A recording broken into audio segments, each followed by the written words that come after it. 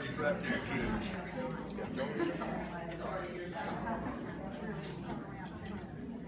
You know how that is. No. Come on.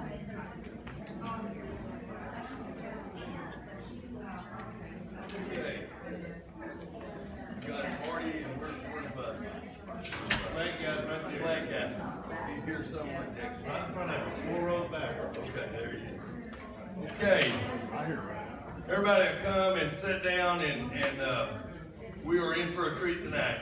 We really are. So thank everybody for coming. I was told before we, tonight 2 or 3 people say, "Ray, nobody gonna show up. They're all on spring break." So thank goodness we've got a group here. Thank you for coming. Spring break. I'm Ray Myers. We always start our program with a prayer. We're so blessed to have Marty with us tonight, who's the pastor here, and Marty Reed, and we're just so good. He's always, I don't know how many years we've been in the church, Marty, here, about 5, 6 years. Almost ever since you started. Almost ever since we started, so we're just really, really blessed to have him and have the church to have our meetings. Marty, if you'll open us in prayer, sure appreciate it. Father, we thank you for the day, and thank you for a chance to come into your house and to hear truth, and to be encouraged and inspired about what to do with that truth. I thank you for these that have come that, Lord, have already made the decision to get off the couch and to get involved. And I pray, Lord, that you would help us as we spread the gospel, that we would equally spread the truth about what you have given us in this country, the freedoms and the liberties that you have given us. And I pray, Lord, you'd wake up the church to the seriousness of the hour, and that there are actually people trying to undermine and steal those liberties even now as we speak. And so, Lord, I pray that as you have done throughout history, that you will raise up a generation of people who will be willing to stand and speak the truth in love. Help us, Lord, to take back our country and to keep those freedoms and liberties that you've given us in Jesus' name. Amen. Lord, we pray for KrisAnne tonight, Lord. We pray that you would just use her as an instrument to speak to us, your people. And Lord, I thank you for the sacrifice that she and her family has made through the years to get this truth out and the importance of it. And so bless them and keep them, Lord, in Jesus' name. Amen. Thank you, Marty. Okay, our pledge is Rick.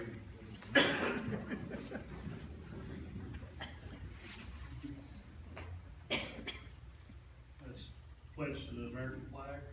I pledge allegiance to the flag of the United States of America and to the republic for which it stands, one nation under God, indivisible, with liberty and justice for all.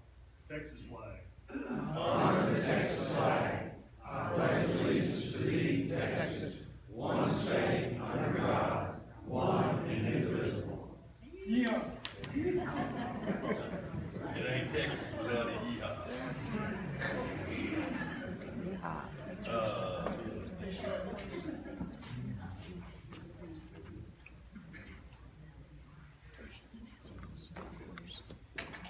All right.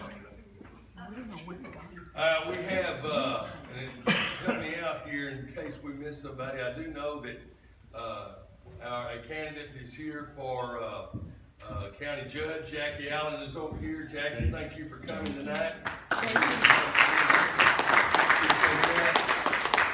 Is there anyone else that I don't see that's a candidate that's actually in the runoff that we need to introduce or is here? Okay. Yeah. Ms. Shane has an announcement that she. I'm going to pass on that for right now because I think Doc's going to do something and we'll just work. Okay, that's good. Thank you. Is that right? I appreciate it. All right. Well, man, we just went through this election. And what an election it was. I think maybe, if I guess, maybe 75% of the candidates that we wanted are actually either there or in a runoff, and we're really, really proud of that. Jason Wright didn't get in there. We wanted Jason, but he didn't get in. But there's others down the line. I've got to say this: our little Alamo voter guide that we did was pretty neat. On election day, from actually 10 minutes after 7. I got there 10 minutes late. But 10 minutes after 7 till 7 o'clock on election day, Tuesday, I got to hand this little voter guide out right next to Bob's opponent, Cindy Burkett, all day long. All right. I've never asked for an award or any credit or anything like that, but I guarantee you that was a mess. Jackie, you were there part of the day, and that was quite an experience. And it was so funny.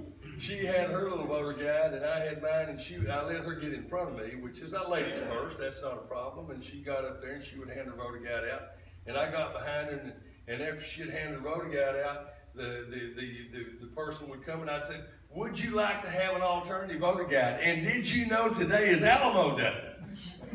You know, Alamo Day, you know, and I said, we have an Alamo voter guide, and if you're a Texan, you can't refuse. So, they take it, and listen, I think I had maybe one that said, no, I'll just, you know. But that was my little technique. I kind of got onto it and kind of got it to working just right, and so it was a mess all day. It was hard, but it was kind of fun too. So well, anyway, we got Bob Hall in there, and we did. We got Stewart in the runoff, Dr. Stewart Spitzer, and he was the top vote getter there in that particular race, and we're so proud of him. But I've got to tell you right now, and for Jackie and others that's in this runoff, and this thing coming up in May the 16th, is it? 22nd. It's get out the vote. That's the name of the game. Get out the vote. We have got to have everybody out there to get out the vote, to make phone calls, because people, the third time that they go around, you know, it's hard. Well, I've already voted twice, I'm not going to do that again. So we've got to inspire people to get out the vote, to support our candidates. Yes. We're going to have 1 week of early voting. It's going to be the week, Monday through Friday, before the Tuesday that we vote. 1 week of early voting. And it's going to be at the 4 sub-courthouses. It's going to be at the sub-courthouse. The 4. Okay, well, we've been there, done that, hadn't we? So get ready. We'll do it again. Also, we've got Monty Roberts over in District 4. If you know people over in District 4, that runs all the way from Crandall all the way over to Prairieville. And that's a district over there for County Commissioner 4 that Monty Roberts is running over there, and we like Monty. Okay, also others that's in the runoff, Buddy Pounds is in the runoff, and we're against Lance Gooden. And I'm going to tell you right now, y'all know, y'all heard me enough to talk about Lance Gooden. Probably the most toxic candidate that we could ever send up to Washington, D.C. I'll say it like this. Donald Trump needs Lance Gooden like he needs the media. That's right. So, and that's the way I call my shots the way it is. If y'all want to run me off, I'll run me off. But when you run me off and I get out in the parking lot, I'm going to say the same thing. So I don't change. So, and I know, and the reason I know that is because I know the background, and I know what he does, and I know where he came from, and all that sort of thing. And we can talk about that later. But the runoffs are very, very, very important. And so I got a call from a congressional office today about that race, and I'm not going to talk about who called, but they don't want Lance Gooden in Washington, D.C. And anyway, okay. Ray? Yes. McNutt down in Corsicana, he's in a runoff with.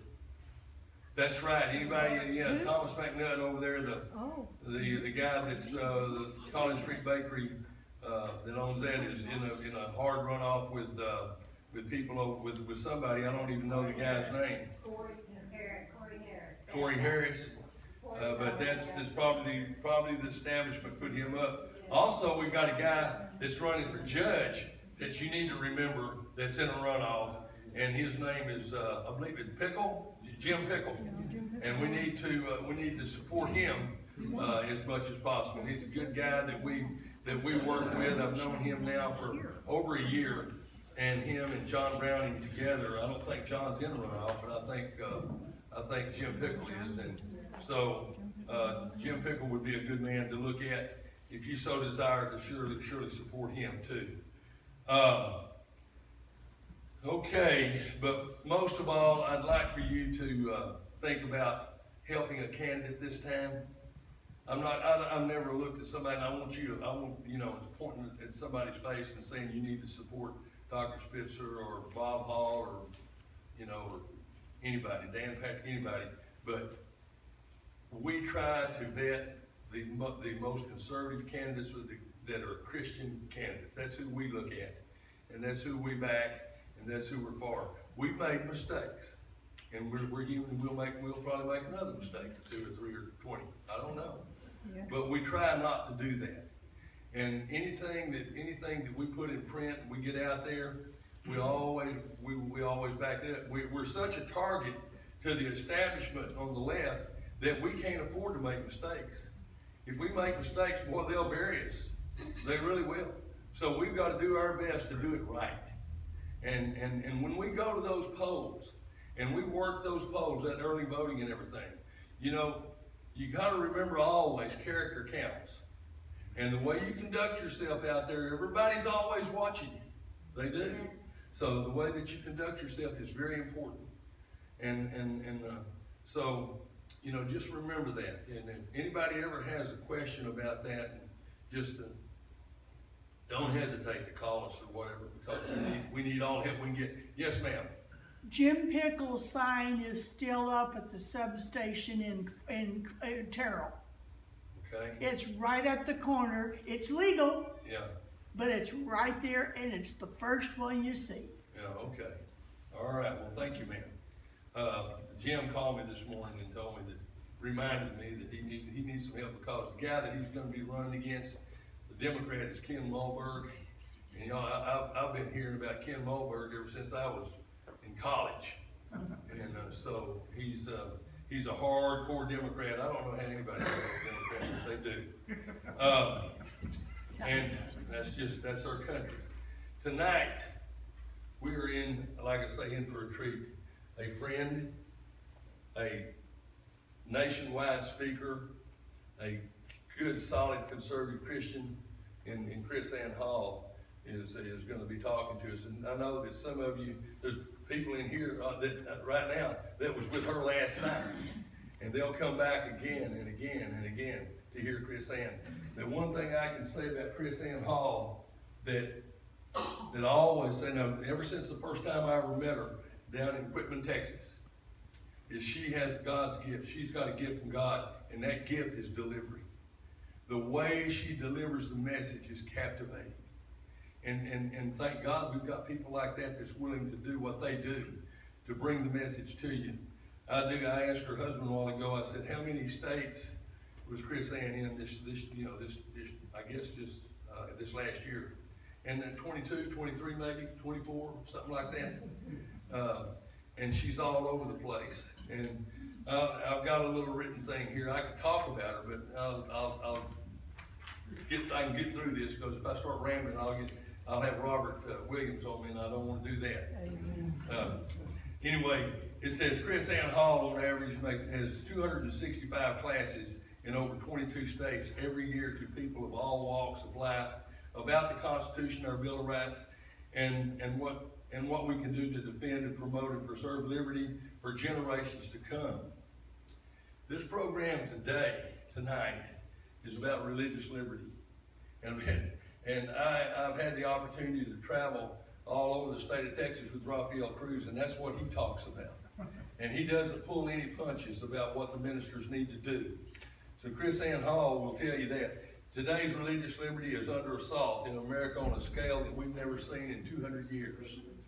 The truth is that the expansion of liberty throughout our history has almost always been fought within the religious liberty context.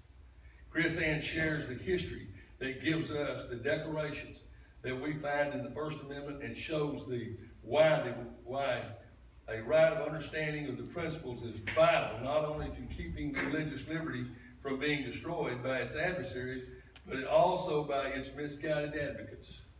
In Texas, we are seeing our history removed. And we've actually seen it at the Alamo Chapel, where they shut down religious ceremonies in the Alamo Chapel. And we've seen pastors of all denominations being compromised by political correctness. And that needs to change. There's got to be an upheaval somewhere.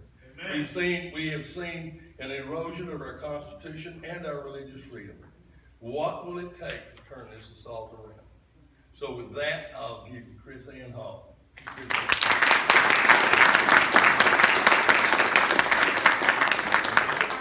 All right. And I'm pretty sure I'm unmuted. Am I unmuted, Pastor? You are. Oh, there I am.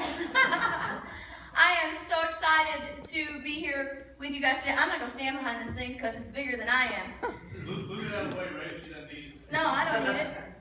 You may move it. Oh, yeah, sure. That'd be great. Woo, there we go. If I don't, I'll just move it back. Randy, move it out of the way. Move it up to the corner. Okay. All right, look at that. There it goes. There's some water. There's some water right there. I am so excited to be here today. We absolutely love being in Texas this year. My husband is able to travel with me, so he is here with me today. And our son, Colton, is also here with us today. So before we get started, there's something that I need you guys to do. I need everybody in the last 2 rows to stand up.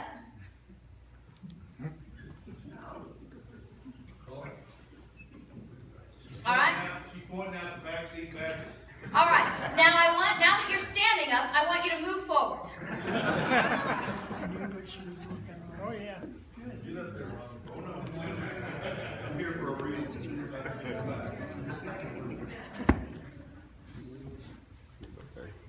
Get to know your neighbors. We all love each other. There's a bunch of seats there. Oh my goodness, there's a whole pile of seats right up here. Oh wow, look at that. We got 2 new back rows.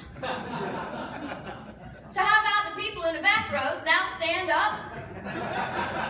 Come on now. Look around. If there ain't nobody behind you in the back, let's stand up. Let's go. All right. Come on. And move up forward.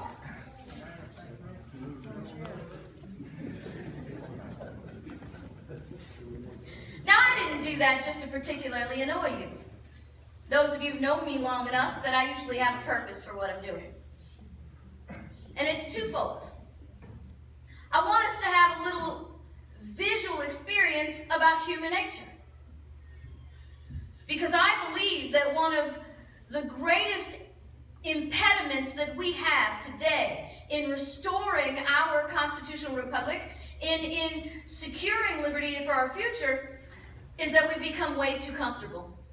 That's right. We get seated and we don't want to move. It happens in the church. Yes. Come on. It happens in life. Pastor will tell you, when my husband pastored church for a good number of years, there be people will be like, that's my seat. Right? I've been sitting there for 13 years. That's my seat. Right? Comfortable. We have gotten way too comfortable. And if there's one thing that I can foretell about this class is going to make you a little uncomfortable. So I just wanted you to get familiar with that feeling. The second reason we did that is because I wanted you to see how people move. I said, come on everybody, the back 2 rows, stand up. And everybody just sort of looked. Is she talking to me? Surely she's not talking to me. Come on now, let's get up and move. Well, I don't know. Should I? But you'll notice, one person stood. One person stood, and then everybody else did. And then one person moved, and then everybody else moved. Because that's just how we are. I want us to get into the habit of being uncomfortable in the name of liberty and being the first one to move.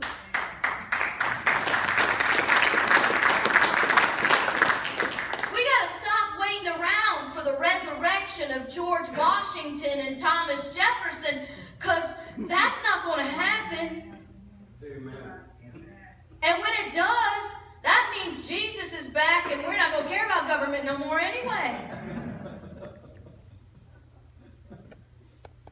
We have future generations of people looking at us, waiting on us to move because they cannot. This is our duty. This is why we're here. Now, this class is not just for Christians, so I'm not going to assume that everybody here is a Christian, but I do want to ask this question. How many of you, by show of hands, believe that liberty is a gift from God? Well, to whom much is given, much is required.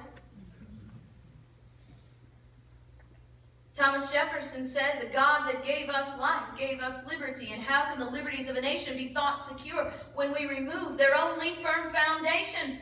The conviction in the minds of men that liberty is a gift from God." And then he continued, something that you rarely hear people continue to say, because to whom much is given, as much is required, and we kind of get a little trembling about that required part. He said, "I tremble for my nation because I know that we serve a just God, and his justice will not sleep forever." If we truly believe that liberty is a gift from God, then we must also embrace the responsibilities that come from that. But my people perish for lack of knowledge. Amen. Our comfort has put us in a position where we don't seek that knowledge anymore. And I'm afraid in the church house, we've gotten so comfortable that we don't even seek the comforter anymore. So this course that we're going to be having tonight may unsettle a few. Because we're going to be talking about some things that we've taken for granted. Some things that we've taken for granted to be true that simply are not. And some things that we, as those who believe that liberty is a gift from God, must do. We have several course objectives that we're going to be going over here this evening. Our first course objective is, where do we get our principles of religious liberty? I'm going to show you that they're not inventions of the men who wrote the First Amendment. There is absolutely nothing new, nothing novel, and nothing invented in our Declaration of Independence, our Constitution, and our Bill of Rights. I teach an entire course on this as well, called The Genealogy of the Constitution, on how it took 700 years to write our foundational documents. And the same is true about religious liberty. We're going to be talking about why government should not have power over religion. We're going to ask the question, should we be calling America a Christian nation? Don't answer too loud too quickly. We want to be settled in these things, in history and in truth. How does government aid damage the gospel itself and religious liberty? And then finally, how do we preserve religious liberty? Because there are things that we can do, and there are things that we ought to be doing. I know that in America we are suffering from an overwhelming sense of being overwhelmed. Am I right? How many of you think the government is out of control? Oh boy. Right? Amen. We've neglected to teach the right things for so long that we've actually stolen from the people the proper solutions to make things right. So we're always trying to do things, but they're not working because we're not doing the right things. And so I hope today to plant a few seeds of knowledge, not based on my opinion or interpretations, but from fact, history, and the Constitution itself. There will not be anyone that should ever leave this room this evening and go off and tell their friends, you know what KrisAnne Hall said? Because that's why this is here. So that you know what I'm teaching you is not from my words, but from the people who wrote and lived our history. How many heard of a guy named Patrick Henry? What's the famous line from Patrick Henry's famous speech? Give me liberty or give me death. Give me liberty or give me death. Now tell me, how many of you have read that whole sermon? You need to. You need to. Because this is from that sermon. He says, I have but one lamp by which my feet are guided, and it's the lamp of experience. I know no way to judge the future but by the past. And if you go tonight or tomorrow and read the whole speech, you'll see why that's true. And I hope you'll see why that's true tonight. Because you see, everything that I'm going to teach you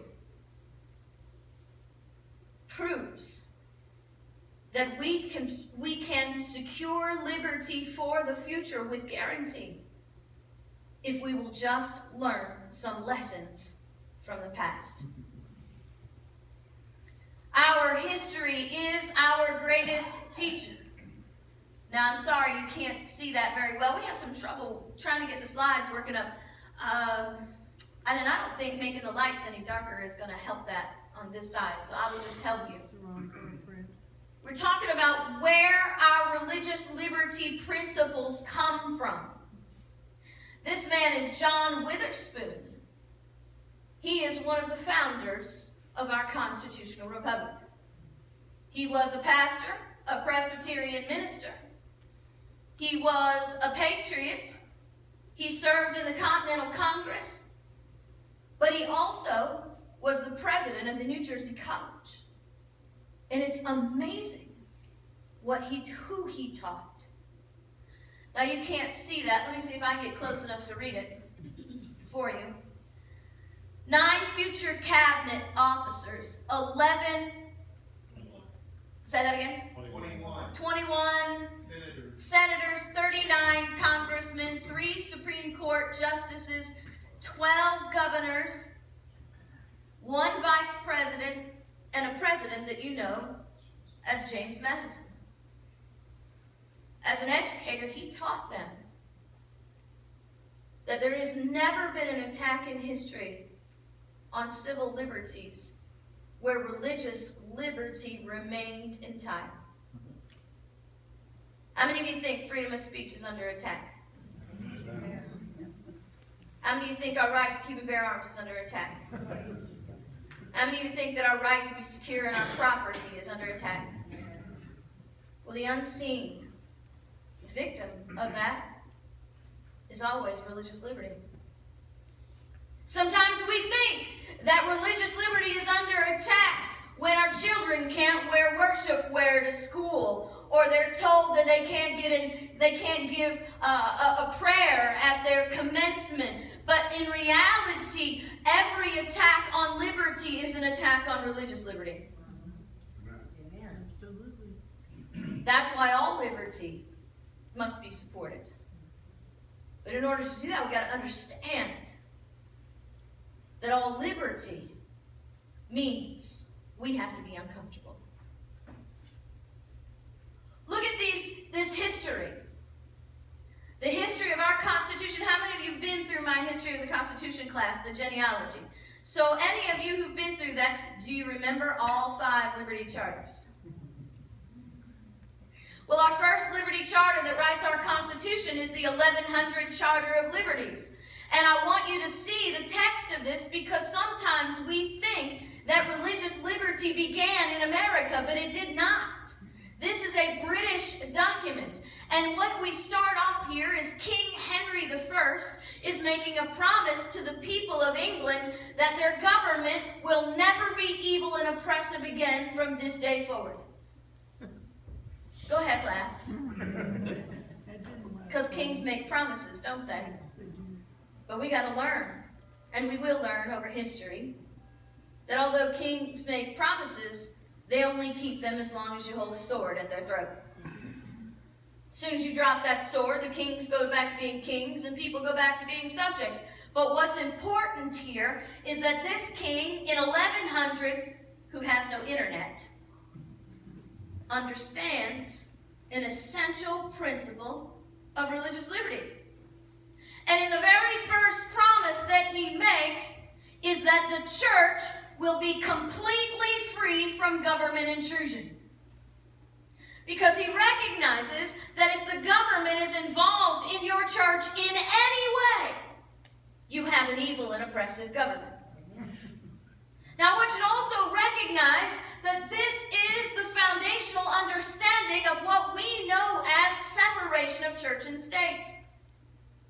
Separation of church and state is not something that was invented by Thomas Jefferson in 1802. We will talk about that a little later, but separation of church and state has always meant for centuries that the government has no business in your church. Amen. Yes. It's only been since our most recent bout of educated ignorance that we've come to accept in America that separation of church and state means you can't talk about your faith in public. Now, when one idea attempts to overturn centuries of self-evident truth, we call that radical. And our modern definition of separation of church and state is nothing short of radical error. Yes. And that's something we got to get bold about. From 1100, we move forward to the Magna Carta of 1215. Once again, in the preamble, we have America's religious liberty principles being established. He says, in the first place, we have granted of God. And by this our present charter confirmed for us and our heirs forever, that the English church shall be free. Now, we already said that 100 years ago. But now, how many of you know that chef named Emerald? Yeah? So now we're going to kick it up a notch, right? Not only are we free, but the church shall have her rights entire and her liberties inviolate. Do not tread on the church.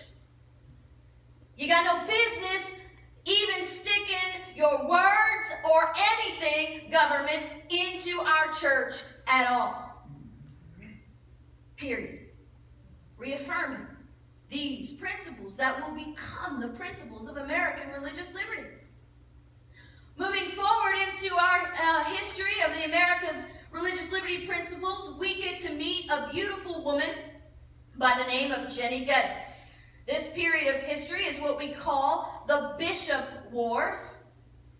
And Jenny Geddes is a Scottish woman. Scotland is part of the kingdom at this moment. And Jenny Geddes seems to have a good handle on the principles of religious liberty. Because you see, Jenny Geddes gets so sick and tired of hearing the king's order from her pastor's mouth that one day in church she stands up, picks up her stool, and throws it at the pulpit, yelling at the minister for being a hireling of men rather than a man of God. This disruption pours out into the streets. This fight for religious liberty in the church and spreads throughout the entire kingdom, creating the bishop wars. And the irony is not where the bishops are fighting for religious liberty, but where the people are fighting the bishops who have been placed there by the king to do the king's bidding instead of the will of God. This history that creates the principles of American liberty continues. And now we have a king named James II. James II tells the people, I'm a great king. I'm an amazing king. I'm a magnanimous king. And I'm so wonderful, I'm going to prove it to you. I'm going to prove it to you because I'm going to issue a decree that will make you free. My decree, my declaration of indulgence, will give you religious liberty. You see, according to my Declaration of Indulgence, you don't have to be a member of the Church of England. You can have church anywhere you want, anytime you want, with any pastor you want. Preach anything you want. And the government will not persecute you or prosecute you. You're waiting for the but, right? There is one. He says, I'll give you all of that in my declaration on one condition.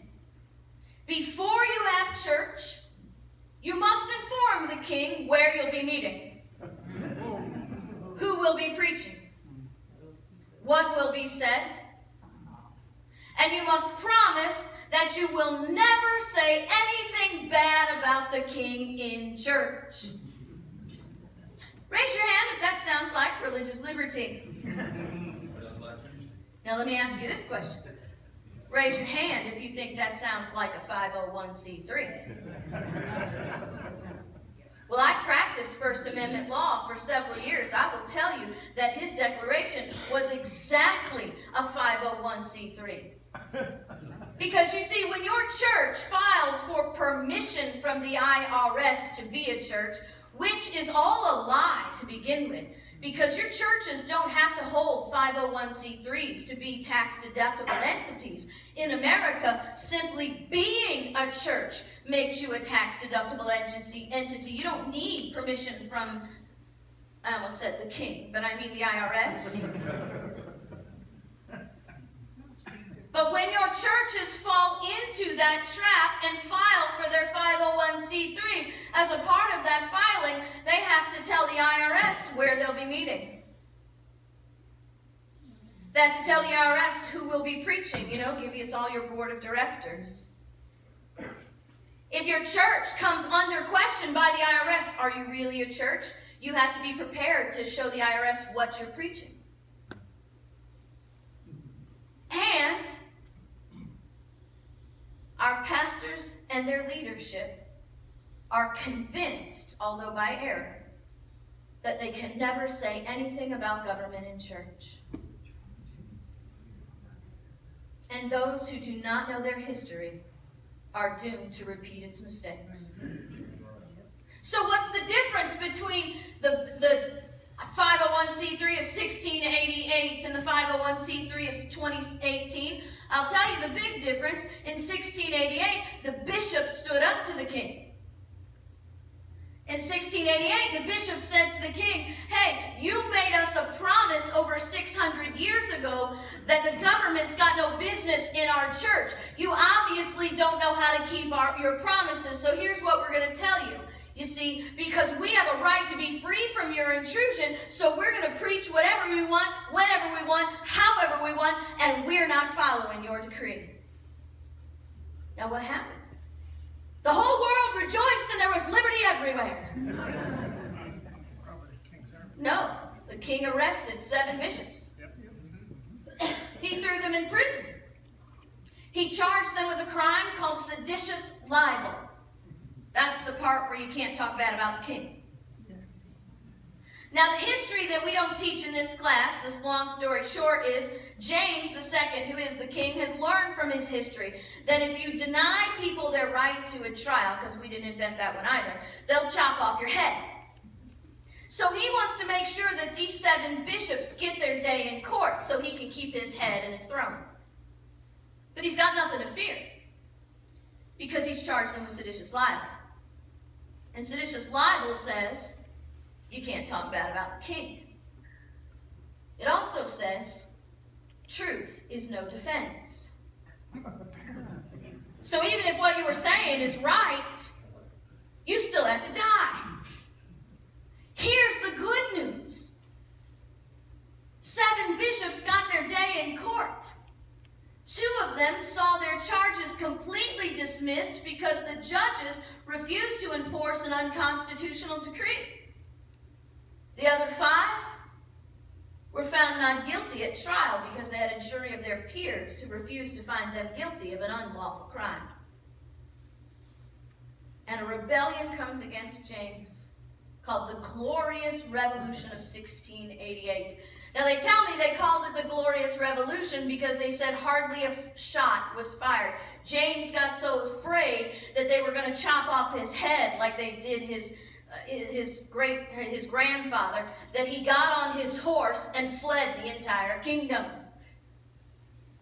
But it's in this period from the Bishop Wars through James II that we have our migration to the American colonies. People fleeing religious persecution. And we're going to start now the establishment of religious liberty principles here on our soil. Let's look at this, because I want to ask you a question. How many of you remember hearing that the Pilgrims came to America seeking religious liberty? Yeah? It's not true. Figures. It's not true. They did not come here seeking religious liberty. They came here fleeing religious persecution. There's a difference. And the difference is evidenced by what they did when they got here. Because you see, when they landed on this soil, they did not establish religious liberty. What they established was state-controlled religion. Come on now, stop being a... And now we got government up in control of religion again here on American soil. Now, before we kick them in the pants too much, let's remember that some lessons are hard learned. And by human nature, we have a tendency to fall back on things that we know. So let's put it this way. You are fleeing religious persecution. You find yourself in a whole new land, and you suddenly have the opportunity to create your own government. And in this opportunity to create your own government, your main focus is making sure that this government doesn't persecute you for your religion. So what do you got to do? Well, their idea was, we'll just make sure that our government is our religion. And if our government is our religion, then it won't persecute us. But there's a problem there, right? How many of you recognize that as government changes people over time, it has a tendency to change ideologies? Well, they recognize this too. So how do we keep the religion of the government from changing over time? They said, well, that's easy. We'll set up what we call test act oaths, so that anybody who runs for office must take an oath of loyalty to the chartered religion. And if they won't take an oath of loyalty to the chartered religion, then they can't run for government. So everybody that runs takes an oath of loyalty to the religion, then people who are in office will be loyal to the religion, and it will never change. Because we always know that politicians always keep their oaths. So you see the other problem. Now, I'll suggest to you that we're probably all laughing because we know they don't. And we probably have in mind some immoral, ill-principled politician who's not keeping his oath, right? But may I suggest to you that there might be a good reason to violate this oath sometimes? Think about this. You're fleeing religious persecution. It is the late early 1700s. You are not buying a plane ticket for you and your family and hopping on a plane and choosing which airport you're landing in the new colonies. You are very literally bankrupting yourself to get you and your family on a boat. At this point in time, you are praying that you survive the journey, because you know many will not. And when you reach your destination, almost, right? Because sailing is not an exact science. How many of you know the Mayflower didn't end up where it was supposed to end up? That's the nature of sailing. So now you're on dry ground and you're just happy you didn't die. But now you've ended up in a colony that is not your religion. Now remember, you have bankrupted yourself to get here. You're stuck where you are until you can amass enough resources to move on to a colony that does match your religion, if there is such a creature. So now you have a dilemma. What do you do? Because you see, these state-run religions were not friendly suggestions. Oh, welcome to Massachusetts. We're so happy to see you. Here's a brochure. There's our church. We'd love to see you on Sunday. We got a great kids program. No, that's not how it was. It was, welcome to Massachusetts. There's our church. We'll see you in church on Sunday, or we'll see you in the jail on Monday. These mandates came with real criminal punishments. So now what do you do? Because now you're in a dilemma. Do you follow the law and violate your conscience? Or do you follow your conscience and violate the law? Let me introduce you to a man named Obadiah Holmes. Obadiah Holmes and his people found themselves in this situation, and they chose, as Acts 5:29 demands, to serve God, to obey God rather than men. And they started having house church in secret until one day they were turned in, and the constable came and knocked on the door and said, "Mr. Holmes, are you practicing outside the chartered religion?" He said, "Yes, I am." Obadiah Holmes and 3 other ministers were immediately thrown into prison. And Obadiah Holmes was beaten so severely that he had to spend an entire week doing what you and I would do all week long. He had to spend an entire week on his hands and knees because it was the only way he could be relieved of the pain of his punishment. And what was his crime? Worshiping God according to the dictates of his conscience. Let me introduce you to Mary Dyer. You see, Massachusetts had a law that said if any shipment were to import a Quaker into Massachusetts, the shipment would be immediately arrested and the Quaker would be hung. Mary Dyer was such a Quaker. So now here you are in a situation, right? What are you going to do? Would that be kind of a motivation to take an oath that you will obey the chartered religion so that when you get into government, then all of a sudden you can change your religion so your people will not be persecuted? See, it's not necessarily an evil thing to have the motivation to violate the oath when it's your people who are dying. But now you're back to the original problem, because now the sword that the original creators of that government put in the government hand to protect their religion has become the sword that will persecute them. And that's what happens when government has control of religion. Roger Williams was one of the most influential men in America's religious liberty. Disarmed, disenfranchised, and banished into the wilderness for not conforming to the state's religious beliefs in 1635 on this soil. See, what I am describing to you is not the history of Iran, Iraq, or Syria. I am talking to you today about religious persecution that happened on our soil.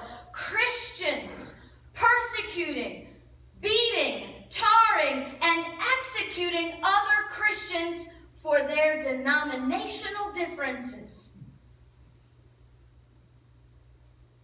But we don't teach that history because it's just too unpleasant.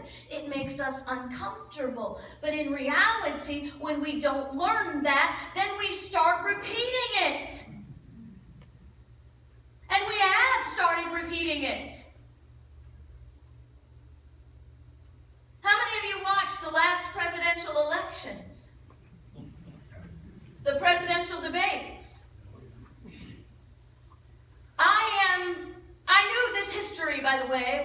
watching that. And at the Republican presidential debate, one presidential candidate stood up and said, "I know the solution for the Syrian refugee problem. We can establish a test for refugees to determine whether they're Christian or not, and we will only allow Christian refugees into America." How many of you remember that? Do you know I almost cried right then and there?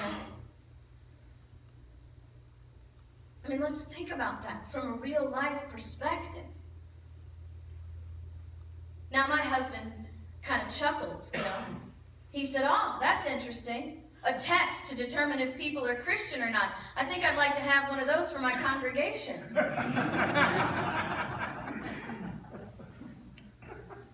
But think about that for just one moment.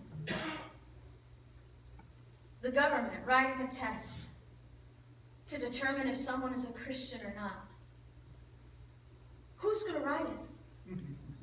Because it won't be your pastor.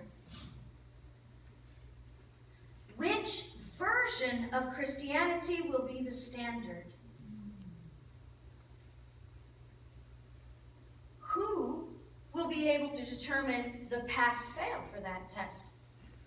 Because we'll probably have to have a whole new department or agency or something. Yes. Here comes government.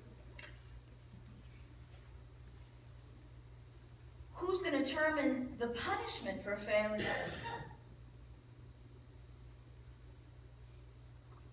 And who will be executing that punishment? And what will ever stop government from using that test on more than first intended?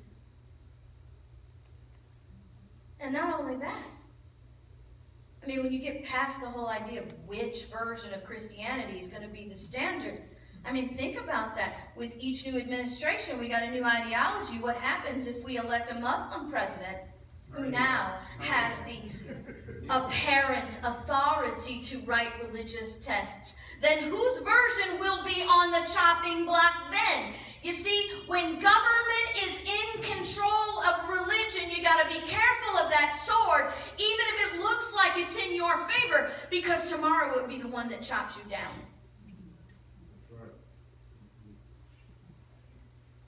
When government was in control of religion, Christians were murdering Christians. This is why Thomas Paine gives us this very strong warning. He says, "An avidity to punish is always dangerous to liberty. It leads men to stretch, to misinterpret, and to misapply even the best laws. He that would make his own liberty secure must guard even his enemies from oppression, for if he violates this duty, he establishes a precedent that will reach unto himself."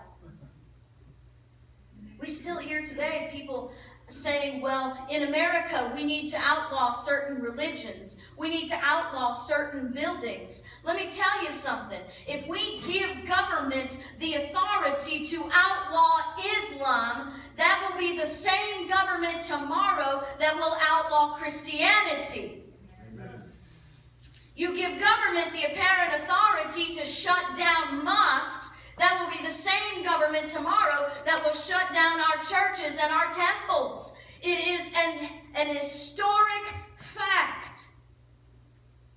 If you want religious liberty in America, you must even guard your enemy from oppression.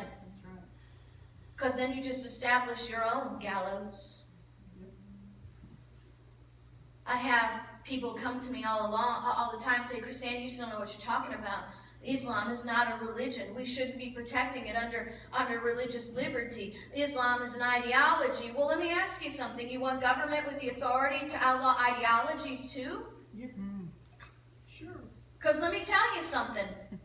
I'm in prison if that happens. We all are. I am on the Southern Poverty Law Center's list of anti-government extremist groups. Yay. Why? Because I teach the Constitution, and I teach that the Constitution limits government power. Well, that's just a private organization. Well, that's all good and dandy until you realize that the Southern Poverty Law Center teaches our Department of Homeland Security on how to identify potential domestic terrorists. And right now, Congress has a bill in session to combat domestic terrorism, where they actually quote this list from the Southern Poverty Law Center as part of their legislation. The Southern Poverty Law Center has said that the founders of America display an anti-government extremist ideology. So if we allow government to outlaw ideology, I can pretty surely with confidence say it's not going to be Islam. Right. It's going to be the principles of limited government and liberty, because that's government's biggest threat. We've got to secure liberty. We've got to know what that means. And in understanding that principle of religious liberty, I want to talk to you about this notion of America being a Christian nation. Now, if you call America a Christian nation, and what you mean is that she is a union of states built upon the Judeo-Christian worldview, then you are totally right. But there are many who uplift this idea of America as being a Christian nation as if it means that our government is established with Christianity being the preferred religion of the nation. I want to tell you, I want to show you what the founders of America said about preferring government, preferring religion. This man is John Leland.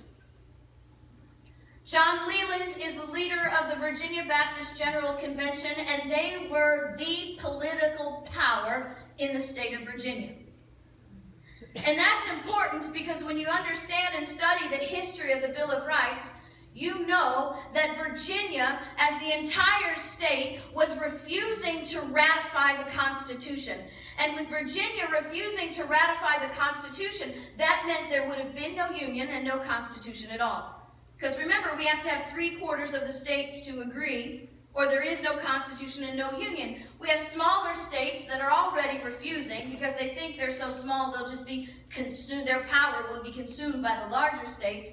But Virginia is a large state. They're not worried about being consumed. What they're worried about is repeating the history of religious tyranny that they just came out of in this soil. The Virginia people were built of the descendants of Roger Williams and Obadiah Holmes and the people that were fleeing that kind of thing. And the leaders of the state of Virginia said, we do not believe that this Constitution as it's written does enough to secure religious liberty. Now, Leland was the leader of that group. And I teach a class at Liberty First University called The Great Debate that shows you that without Leland, there would have been no Bill of Rights. As a matter of fact, without Leland, you would have no idea who James Madison is. Leland is the father of our First Amendment. And look at what he says. He says this notion of a Christian commonwealth should be exploded forever.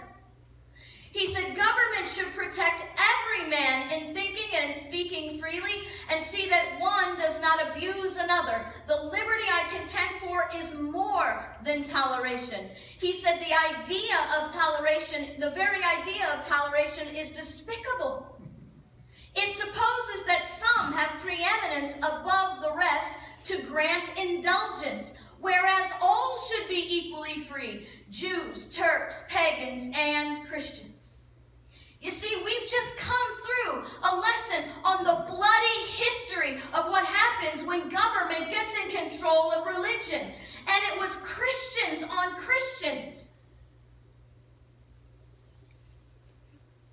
So to say that a government can establish a preferred religion over all the others is one step away from government-controlled religion, because what you're saying is that the government then tolerates all the rest.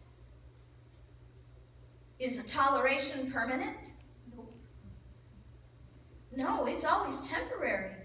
And what does it take for the government to stop tolerating? And once again, when we establish preeminence of Christianity, may I repeat myself, which version?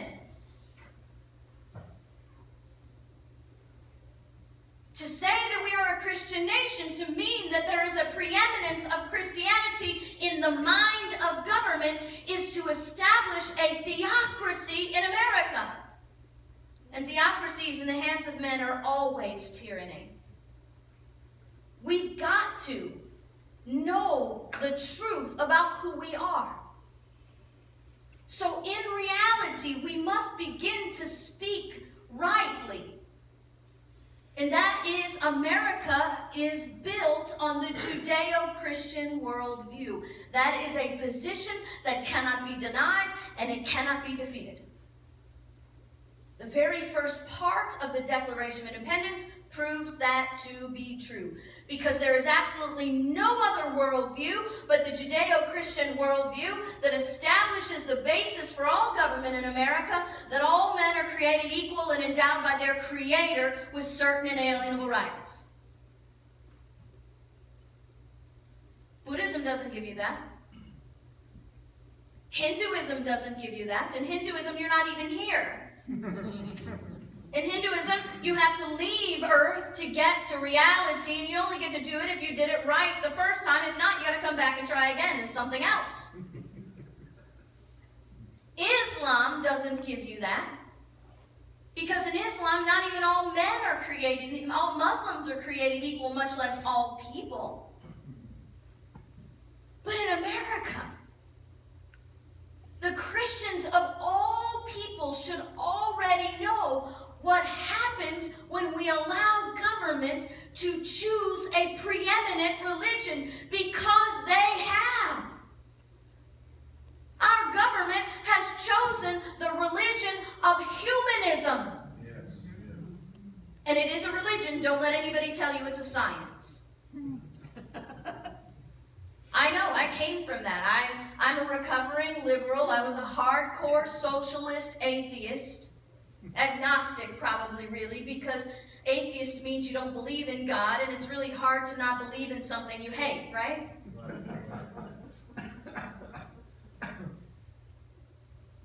But our schools teach it. Humanism is a religion because the three tenets of religion describe where you came from, what your purpose is while you're here, and where you go when you leave. That is the three basic tenets of religion. And humanism can't be proven any more than creationism. I know creationism is true because I have personally experienced the move and direction of God. I have seen the physical presence of God in my life. But Stephen Hawking would tell you he's seen the physical presence of the Big Bang in his life. Only today he knows the truth, doesn't he?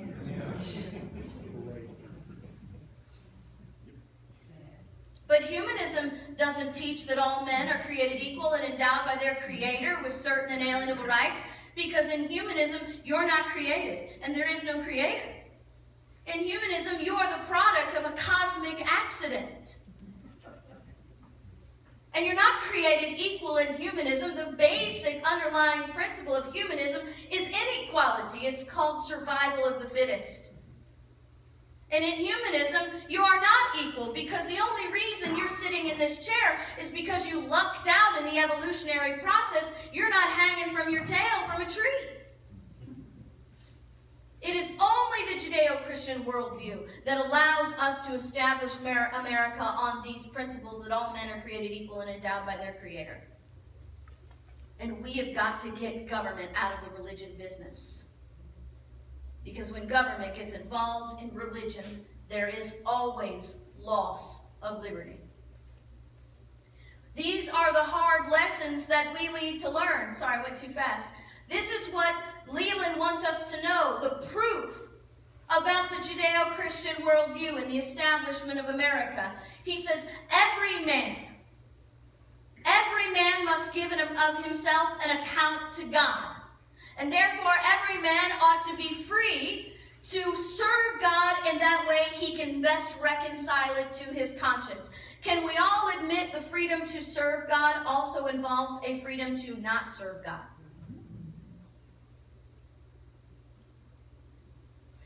He says, if government can answer for individuals at that day of judgment, let men be controlled by it in religious matters.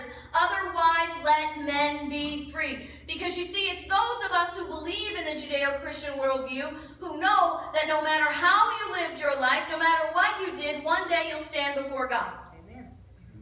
And you'll answer for the things that you did and the things that you didn't do that you were supposed to do.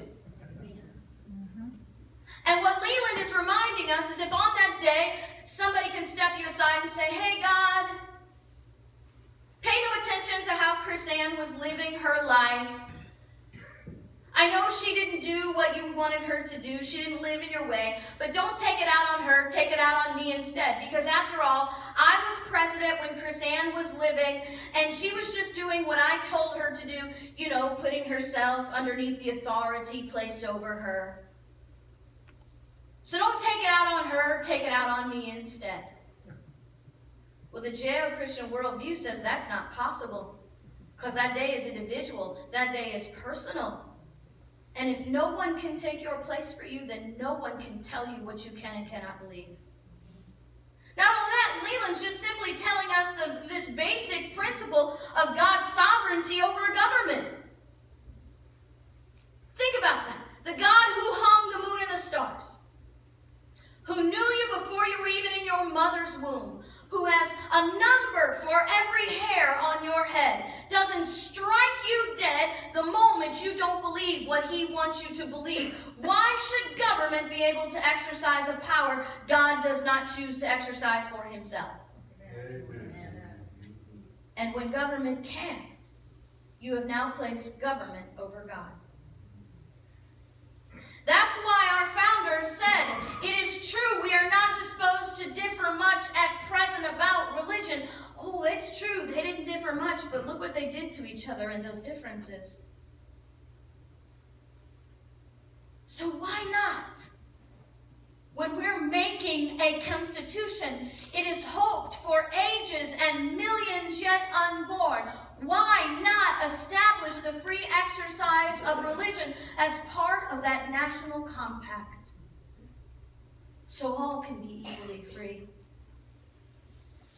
I love how he says that. For ages and millions yet unborn. By the way, they say that a lot in their writings. Different ones use that phrase. Samuel Adams loved using that phrase. How many of you have read the Declaration of Independence lately? Okay. Those of you who have read it lately, do you remember what were the three things the signers of the Declaration of Independence pledged? Lives, not liberty, lives, fortune, sacred honor, right? They pledged their lives, their fortune, and their sacred honor. Not for themselves, but for ages and millions yet unborn.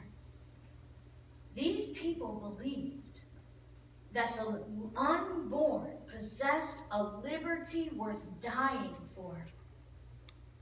How do we treat the unborn today? Remove them as much as we can. I want to ask you, because I don't think you guys read that quick enough.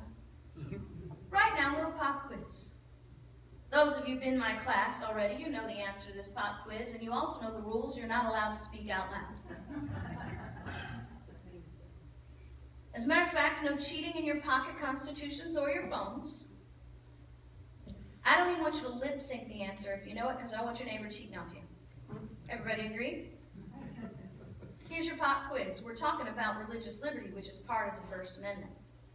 There are actually 5 liberties in the First Amendment. To yourself, not out loud, name all 5 liberties of the First Amendment.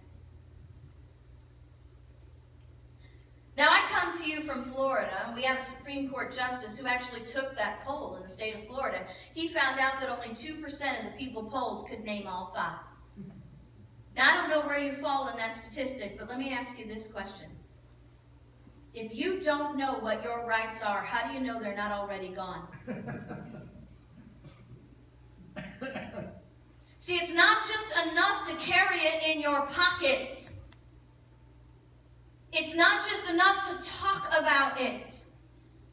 You have to know it, because if you cannot define it, you cannot defend it.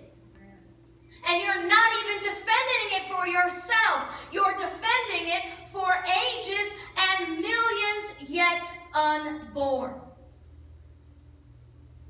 Samuel Adams said, push the right button. Samuel Adams said, he said, when we tamely, 40 different Samuel Adams quotes running through my head right now.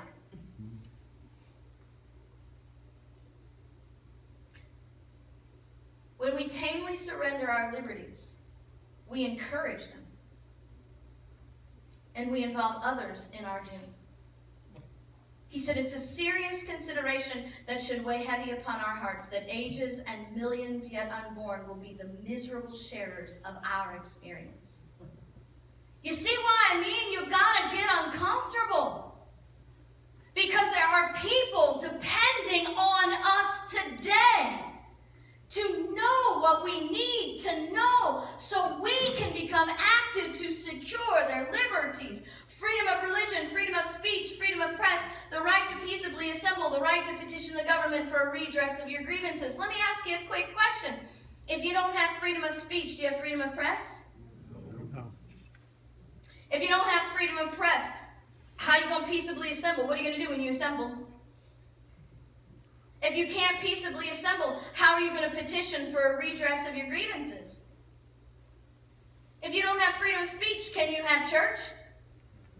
Without freedom of press, can you have church? Without the right to assemble, can you have church? Here's the crazy thing. They're all 5 in the First Amendment, because when one falls, they all fall. Which one did you forget? Because that means your grandchildren don't have any. How did we come from a history where these people were so secure in the lessons that they'd learned about religious liberty, about why government should never control religion, to a place where we have now been brainwashed into believing that separation of church and state means you cannot talk about God in public? Can I just blame it on the lawyers and the judges? It's a start. But in reality, it's us, right? It's us. You see, the Supreme Court decided that they were going to have the authority to define religious liberty, which, by the way, we never delegated to them in the Constitution, which means the decision's completely unlawful to begin with. But that's a whole nother class.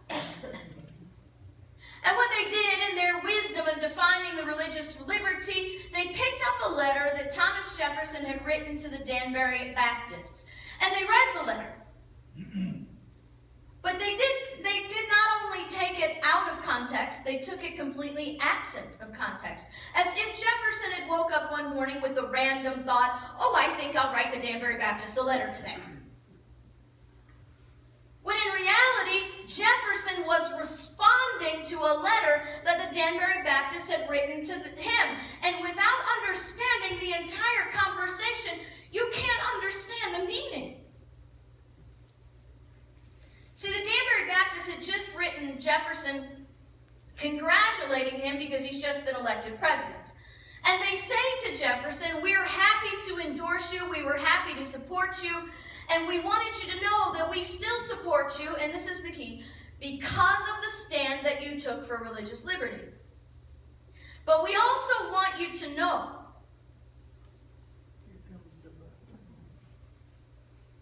that we're watching you. And just now that you become president, don't think that we're going to stop watching you. And we want to make sure that you still believe what you believed when we decided to support you in the beginning. Now, Jefferson's letter is a response to that. And he answers very seriously, very humbly, I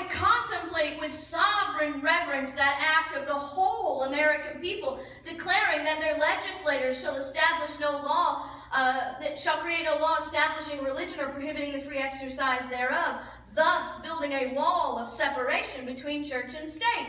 What Jefferson is really saying is, I hear you. But you see, how many of you know Jefferson didn't start off as an American? And neither did the Danbury Baptists, right? Because prior to our independence, everybody was British. Yes.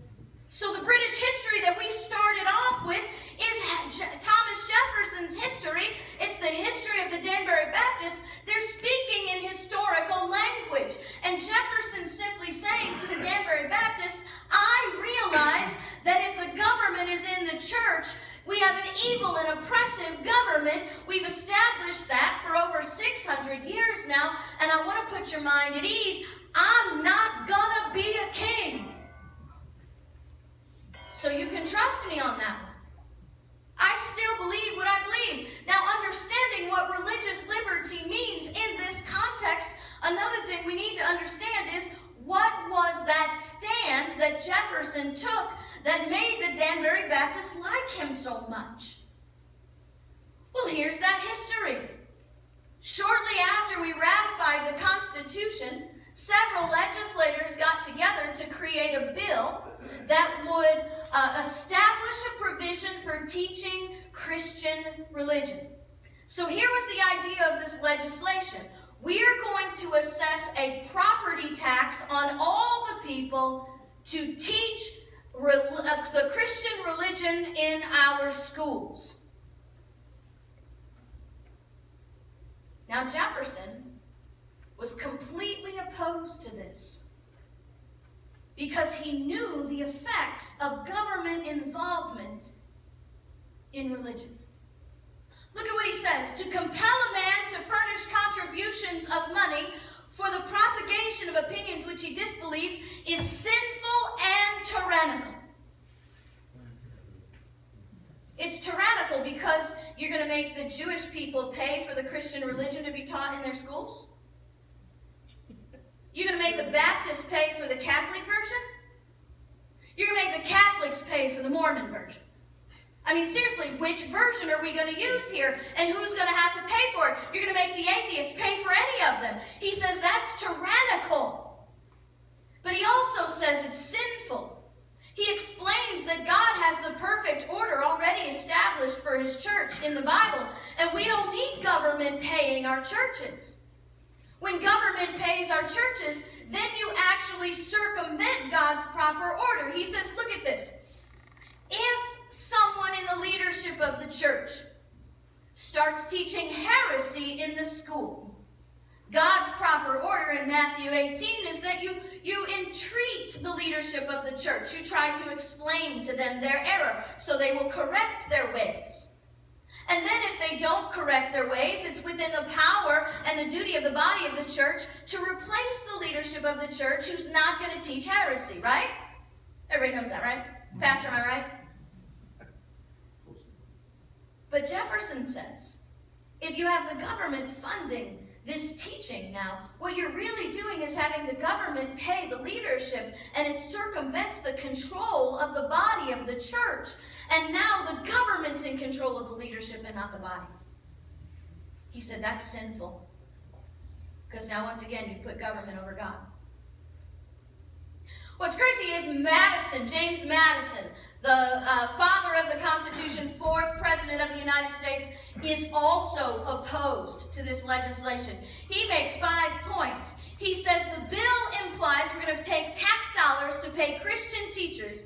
He says the bill implies either that the civil magistrate is a competent judge of religious truths. Who in your government is going to be a competent judge of religious truth? He says, or that the civil magistrate may employ religion as an engine of civil policy.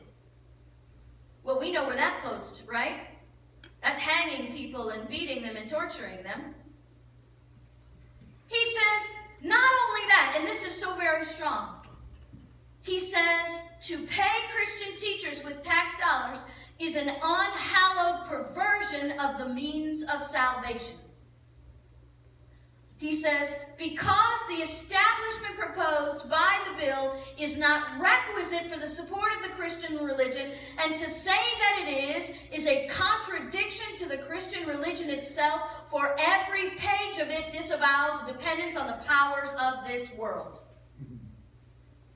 Now I want us to delve a little bit deeper into this idea that paying Christian teachers with tax dollars is an unhallowed perversion of the means of salvation. Because this is also what the Danbury Baptists believe.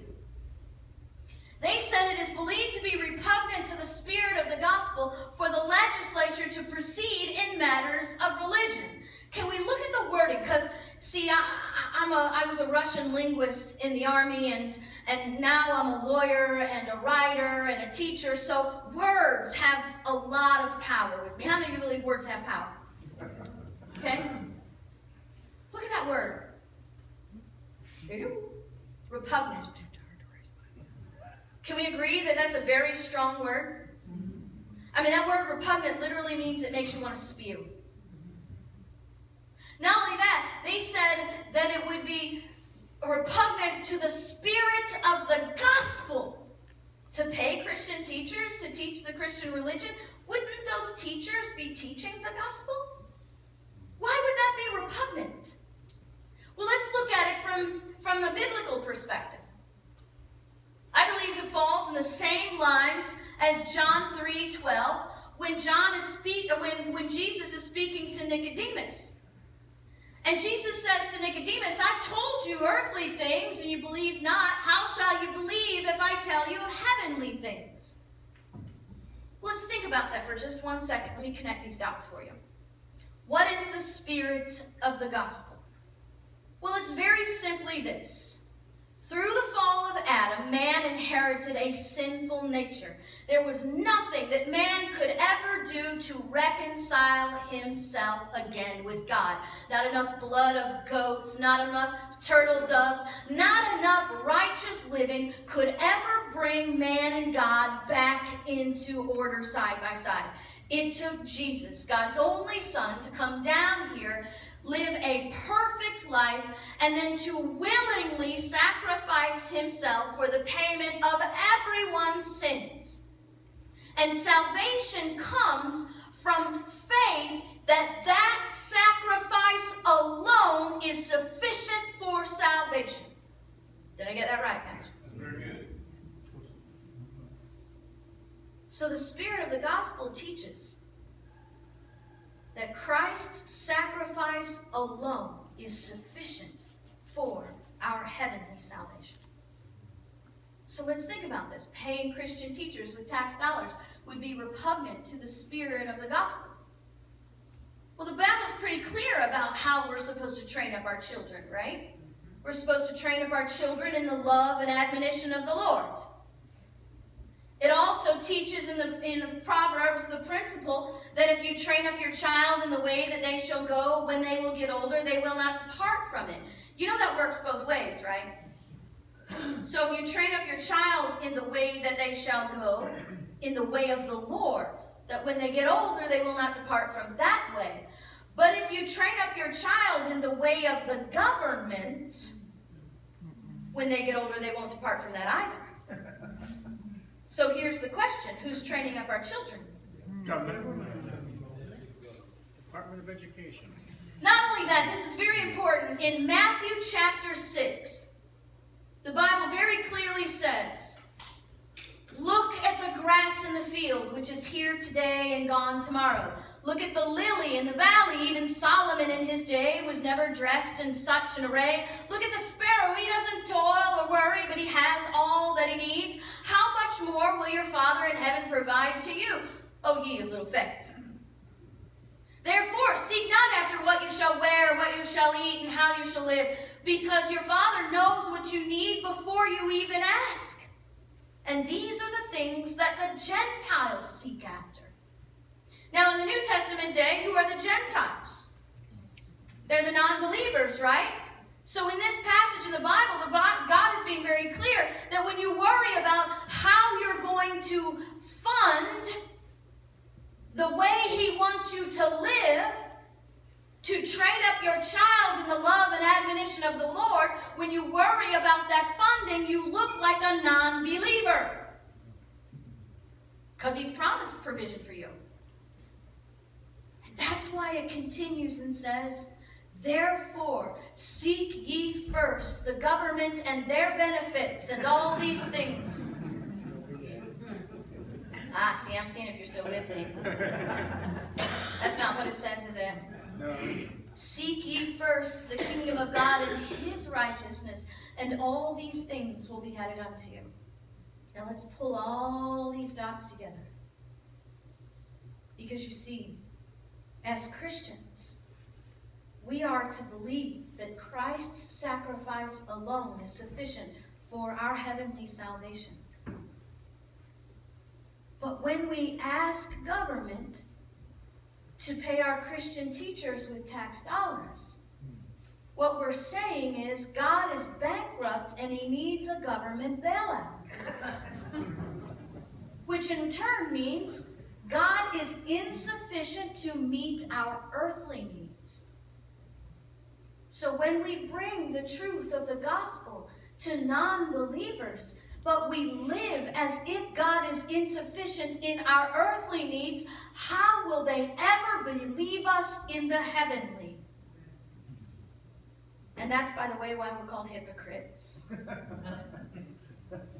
But not only is it repugnant to the spirit of the gospel, they said, should the legislatures assume the right of taxing the people for the support of the gospel, it will be destructive to religious liberty. That word destructive is very, very strong, is it not?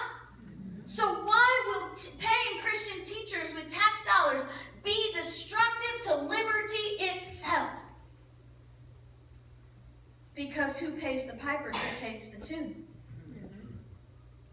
And that's what the Danbury Baptist said. Those whom the government employs in its service is the right to regulate and dictate to. It may judge and determine who shall preach, when and where and what they shall preach. When the government pays your teachers with tax dollars, they become government employees. And then your Christian teachers will have to teach what their employer mandates they teach. And will government ever teach God right?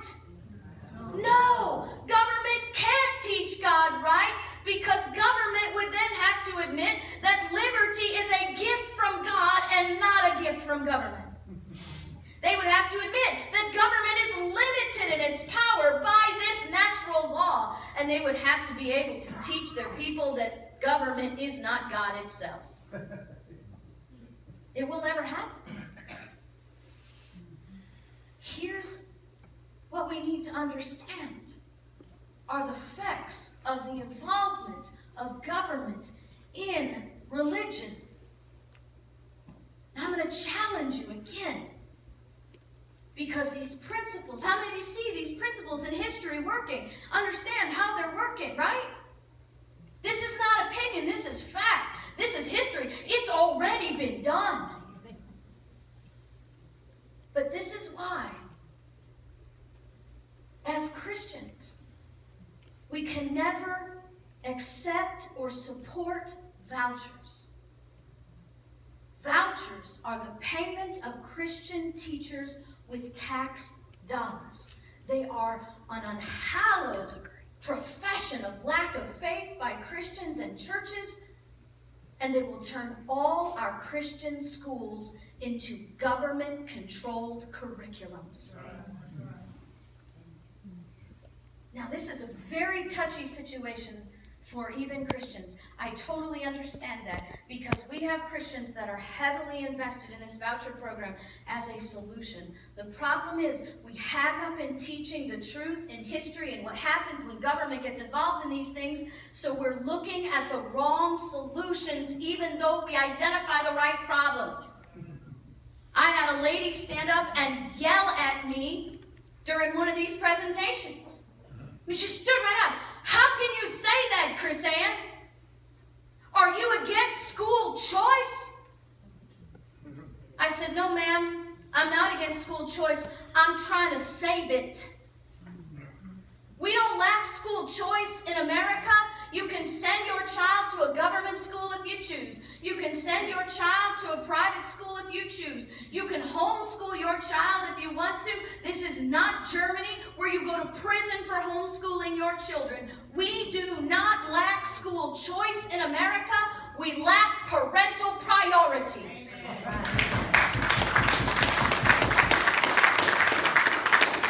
We have way too many Christian parents and families that have put themselves into debt over wood, hay, and stubble. Oh, we gotta have a 3-bedroom and 2-bath house in an affluent neighborhood. Gotta have 2 cars in the driveway, a flat-screen TV in every room. Gotta have a cell phone in every hand. And don't forget that 11th commandment, thou shalt have a vacation every year. And we sell ourselves into debt, chasing after things that God would really provide for us if we were living in His way. Amen. But we don't have the patience to wait for His way. We don't have the patience to walk in His way. So now all of a sudden, the Christians are bankrupt in the pew. They cannot tithe and offer, because those are 2 different things. Amen, Pastor? Amen. And it has always, always, always been the duty of the church to engage in charity, but because government steals from us and then engages in government-mandated charity, we have just handed it all over to the government and said, well, you know, my taxes pay for that, so I don't have to do anything in the church anymore. When in reality, if we as Christians in the pew just really hauled off and trusted God, we would see that we can never outgive God. Amen. By the way, vouchers are a lie anyway. Okay? Because you're not taking money from the public school system and paying it somewhere else. Every state in the union has a provision in their constitution that says public schools will have adequate funding. So when you take your tax dollars from the public school to pay for somewhere else, if the schools fall short, you're going to get more taxed.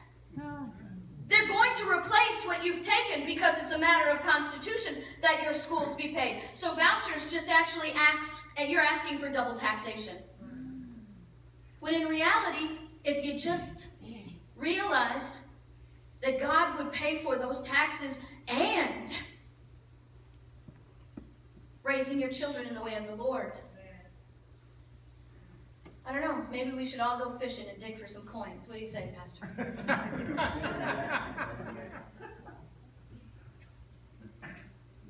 Preserving religious liberty has to begin in the church. Because we are the ones who believe that liberty is a gift from God. And to whom much is given, much is required. And you cannot serve 2 masters. You cannot. And you cannot love money more than you love God. Here's the thing. I'm not just idly preaching at you. I'm sharing you my life experience. How many of you know how I got here? I was a prosecutor for the state of Florida, never ever wanted to do anything else. But then I got a fire for teaching on the Constitution. So after hours and on weekends, I was teaching wherever anybody would invite me, in the middle school, in civic groups like this one, on the radio, to the school board, to REC committee meetings. Problem is, my boss didn't like how I was teaching the Constitution.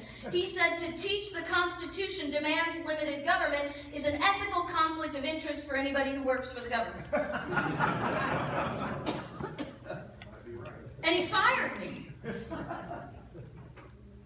Now, here's the thing. My husband has just planted, at this time in our life, has just planted a brand new church. There is no salary coming from him at all. I am the only income in the entire house. And we could have just said, okay, we'll stop teaching. And I'd have kept my job. But we also knew that I had been teaching that liberty is a gift from God. Yeah. And I had been teaching that history always repeats. And that I had been teaching that in America today, we are going to find a time when each and every one of us is going to have to stand up for what we believe in. My husband said, don't you think it'd be a little bit hypocritical after doing all that? We said, not us. And then he said, but what about our faith? Why don't we just trust that God will provide? Let me tell you what. I was terrified. I laid on the living room floor and squalled because I was terrified. And then God touched my heart with Matthew chapter 26, and then with this, the parable of the talents. You know that one, right? The master divvies up some talents to some servants, and then he goes away. Now there's an expectation that while he's gone, those servants are supposed to be what? Prospering what they've been given. And the master returns, and two of them say, look what you've given me, we've prospered, and here is more. And the master said what? Well done, thou good and faithful servant. But the third servant came to the master and said, here is what you gave me, I'm giving it back. See, I was afraid, and I buried it in the soil, and now that you're back, I'm giving it to you. And the master said, oh, I understand how afraid you were. Nice try. No, he didn't. He said, you're a slothful, wicked servant. See, here's the thing. I believe the key to understanding that scripture is fear. You see, for some reason, the absence of the master left fear in that servant's heart. Maybe he believed that the power of the master was not enough to protect him in his absence, because apparently he was trusted enough while the master was there, but the master left and he got fearful. The other two servants realized that the power of their master was great enough to protect them even in his absence, so they did what he expected them to do. But this guy said, you know what? I don't trust the power of my master. I am afraid. I don't think my master can protect me when he's not here.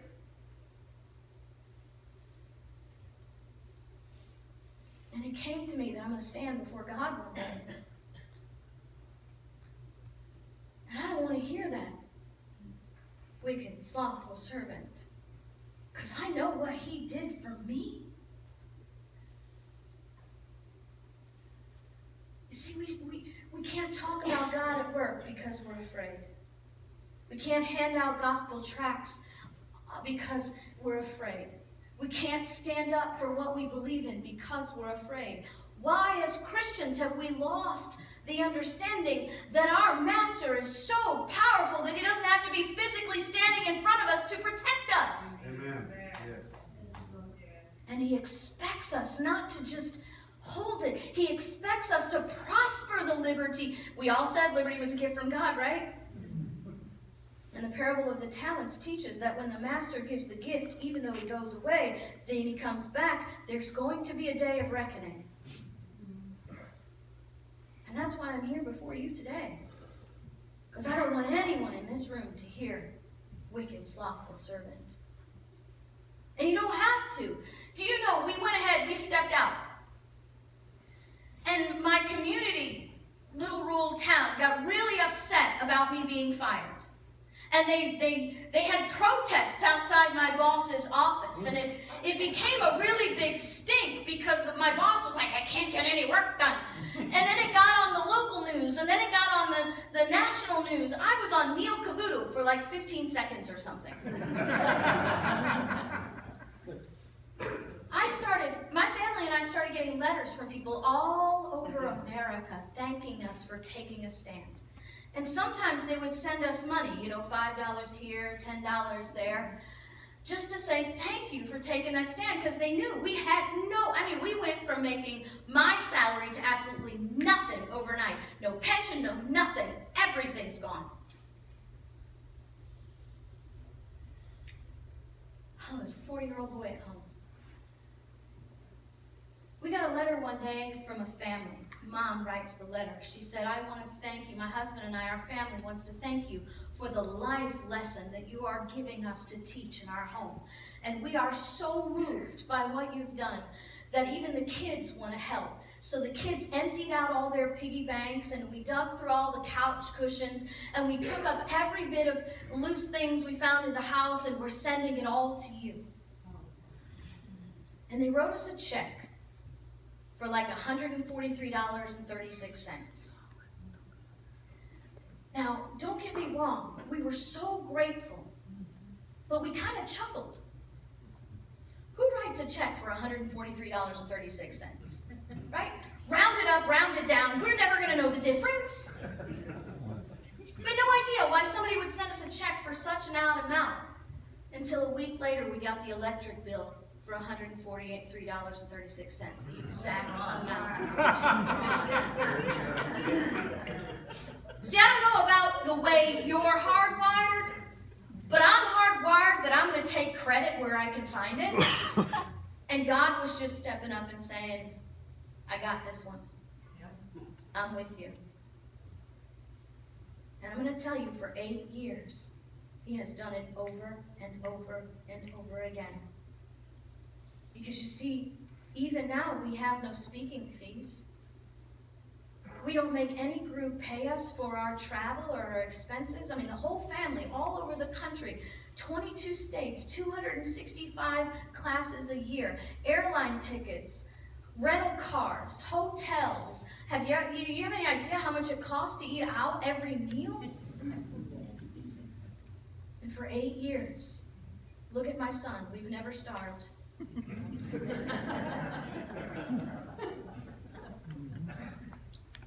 And God wants to do that for you. I'm telling you, He wants to do that for you.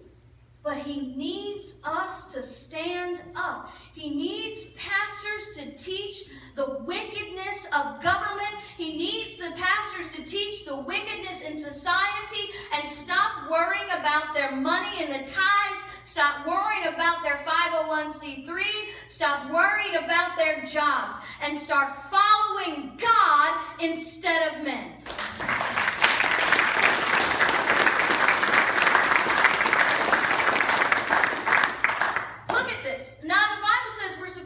To preach against the wickedness in high places. There's a direct commandment about that. Not only that, in Ezekiel 3:17 and 3:18, it says, if you do not teach the wicked of their wickedness, the wicked will perish in their wickedness, and their blood I will require at your hand. When our pastors refuse to teach about wickedness in government and society, what they're declaring is that they no longer fear the condemnation of God. And the fear of the Lord is the beginning of what? Well, now they're more worried about money than anything, so they're idolaters. They won't preach the full wickedness, which means they no longer fear God, they fear man over God, which means they no longer have the wisdom of the Lord in them. So that should make them unqualified for our pulpits.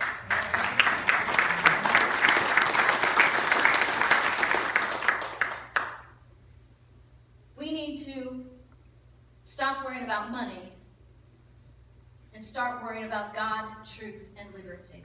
Amen. But it has to begin with us. And we can do it. We can do it. As Christians, we need to trust God. Just do it. He's waiting. I can't imagine what we would have not seen if we hadn't done this. All over the world. We need to follow the Constitution. We need to follow the law when it follows the Constitution and God and no other time. Amen. Because any law that is contrary to the Constitution is no law at all. We need to put principles over party, truth over personality. Because we have generations of people that are relying on us. Ages and millions yet unborn. And here's the thing. I don't know about you, but I'm the child of a king. I am a princess that's going to inherit greater wealth than ever will exist on this earth. And the Bible tells me I have access to it now. And all I need to do is exercise a little bit of faith. And you can do it too. To whom much is given, much is required. How many of you believe liberty is a gift from God? He will never leave you nor forsake you, and better yet, He'll make you bigger than life. God bless you. Thank you, Pastor, for bringing me in.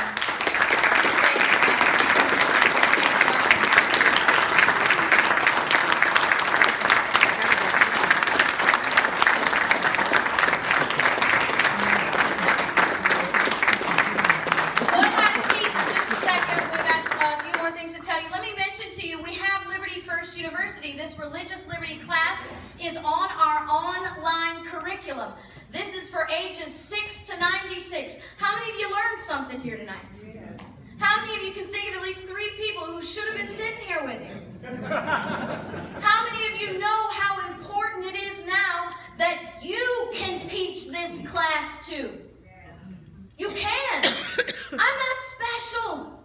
I promise you. This is totally not in my character, okay? I'm the wallflower. I know you don't believe it right now, but I actually am. Just ask my husband. But Liberty First University can give you the knowledge that will give you the power and the boldness to do what God wants you to do, whatever that may be. Check it out. We have videos over here to teach you. One last thing. I know you're trying to, he's got the anchor. He's trying to pull me off. How many of you have trouble, or at least a little conflict or difficulty with friends, family members, or maybe even other church members that say Christians shouldn't be involved in politics? Okay? They say the Bible teaches that you're simply to submit yourself to the power that's over you. You can pray, but you can't be involved, and you certainly can't resist. Let me see that. On that table over there, we have a video that my husband teaches called The Morality of Resistance. And if you show this to the people in your church, your friends, your family members who are believers, they will never be allowed to believe that and still believe it's true. This video takes lessons that every person in this room who's ever spent 3 Sundays in Sunday school learned in Sunday school to show you how God not only expects us to stand against tyrannical government, but rewards those who do. It's called The Morality of Resistance. If you really want to have a powerful impact with those people, this can teach you how. My husband and my son are outside, and they're going to come in, and you can talk to him about that class if you have any questions. Thank you once again. God bless. Thank you, KrisAnne. Wow. You know, I got to do this. I want to give Jimmy just a minute here to talk about the convention which is coming up. We just got a few minutes, but I want to, with all that, I want to read to you what a Tea Party is.